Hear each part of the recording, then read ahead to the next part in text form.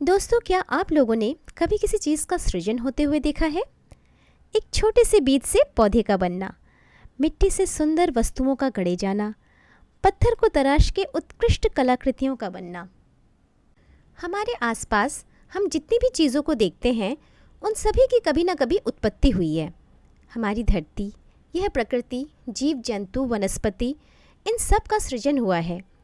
इतना ही नहीं, सारे ग्रह, सूर्य, चंद्रमा, असंख्य तारे और आकाशगंगाएं, इन सभी की किसी एक समय में उत्पत्ति हुई है। पर इन सब को अपने अंदर समाये रखने वाले ब्रह्मांड की उत्पत्ति कब और कैसे हुई? तो चलिए जानते हैं इस तथ्य को हमारे आज के इस एपिसोड में। हेलो फ्रेंड्स, मैं हूँ रूमा और ये है चैनल मेरी का स्पेसोपीडिया। पहले मनुष्य जब भी तारों से आच्छादित आकाश को देखता था तो उसे लगता था इस ब्रह्मांड का सृजन भगवान ने किया है और इसकी लगाम भी उसी के हाथ में है। फिर आया विज्ञान, जिसने इंसान में जिज्ञासा भरी और वह ब्रह्मांड के बारे में जानने के लिए उत्सुक हो उठा। शुरू के वैज्ञानिकों और एस्ट्रोनॉमर्स को लगा कि ब्रह्मांड अनंत है, न तो इसका कभी जन्म हुआ और न कभी अंत होगा। पर जैसे जैसे विज्ञान ने तरक्की की, ब्रह्मांड के बारे में हमारा ज्ञान बढ़ता गया। आज दुनिया भर के खगोल वैज्ञानिक यह मानते हैं कि ब्रह्मांड का जन्म आज से 13.8 अरब वर्ष पहले हुआ था। सन 1920 में जॉर्ज लेमैत्र नामक एक खगोल वैज्ञानिक, जो पेशे से प्रीस्ट यानी पादरी थे, वह प्रथम व्यक्ति थे जिन्होंने ब्रह्मांड के लगातार फैलने का सिद्धांत रखा और जिसकी पुष्टि एडविन हबल ने सन 1929 में की। हमारा ब्रह्मांड आज भी लगातार फैल रहा है, तो इसका मतलब है पास्ट में इसका क्षेत्रफल आज की तुलना में कम था और उससे भी पहले समय के किसी छोर में हमारा यूनिवर्स अपनी सारी ऊर्जा और पदार्थ के साथ किसी एक बिंदु में समाया हुआ था। इस बिंदु को पॉइंट ऑफ सिंगुलैरिटी कहते हैं और इसमें हुए विस्फोट को बिग बैंग के नाम से जाना जाता है। इसी बिग बैंग से हमारे ब्रह्मांड की शुरुआत हुई, समय का आरंभ हुआ, आकाशगंगाएं, तारे और अनेक खगोलीय पिंड बने, जीवन की उत्पत्ति हुई। हमारे वैज्ञानिक आज तक ब्रह्मांड के अस्तित्व में आने के सटीक क्षण यानी एग्जैक्ट मोमेंट का पता नहीं लगा पाए हैं, क्योंकि उस वक्त कोई भी लॉ ऑफ फिजिक्स काम ही नहीं करता था।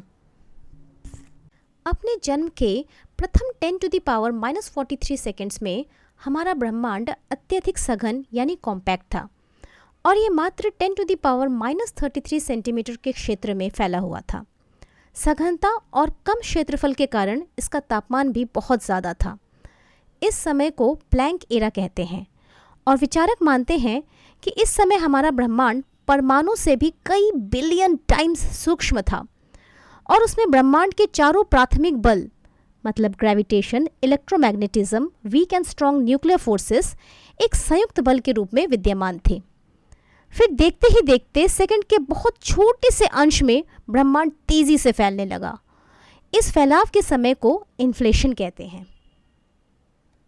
एक सेकंड के छोटे छोटे क्षणों में ब्रह्मांड फैलता और ठंडा होता गया। पदार्थ और ऊर्जा एक दूसरे से अलग होने लगे और फिर सेकंड के अगले कुछ क्षणों में प्रोटॉन्स और न्यूट्रॉन्स बने। अगले कुछ मिनट्स में प्रोटॉन्स और न्यूट्रॉन्स ने मिलकर हाइड्रोजन एंड हीलियम के न्यूक्लियाई बना डाले। पर इलेक्ट्रॉन्स को इस न्यूक्लियाई से जुड़कर परमाणु बनाने में 3,80,000 वर्ष लग गए।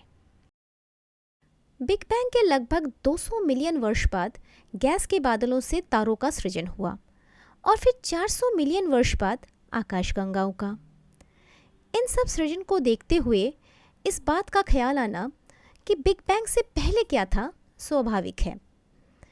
खगोल वैज्ञानिकों का मानना है कि बिग बैंग से पहले कुछ भी नहीं था, न समय, न फिजिक्स के लॉज, न फैली हुई ऊर्जा या कोई पदार्थ।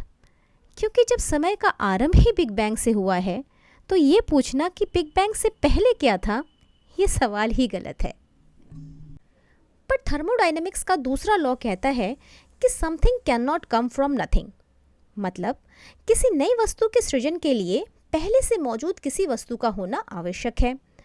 तो इस थ्योरी के अनुसार यूनिवर्स के जन्म के पहले भी ज़रूर कुछ रहा होगा जो जाकर एकत्रित हुआ उस पॉइंट ऑफ सिंगुलैरिटी में और जब उस पॉइंट की सघनता और उसका तापमान बढ़ता गया तो अंततः उसमें हुआ एक बड़ा विस्फोट यानी बिग बैंग।